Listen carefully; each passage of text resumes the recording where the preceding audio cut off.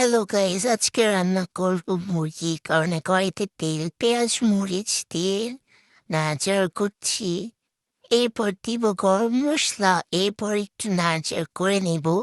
এরপর হলুদ, মরিচ, ধনিয়া গুঁড়া, জিরার গুঁড়া, আদা বাটা, এরপর দিয়ে নাড়াচাড়া করছি। এরপর দিয়ে দিচ্ছি মুরগির মাংস। এরপর দিয়ে তো নাড়াচাড়া করতে হবে।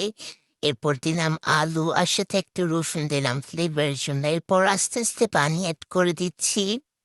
পানি দেওয়ার পর চুলায় কিছুক্ষণ রেখে দিতে হবে, এভাবেই তাহলেই হয়ে যাবে মুরগির মাংস। তারপর আমি আবার রান্না করবো হচ্ছে পোলাও। কারণ একটা পাত্রে তেল ঢেলে নিচ্ছি। এরপর দিব পেঁয়াজ, মরিচ, এরপর দিচ্ছি গরম মশলা।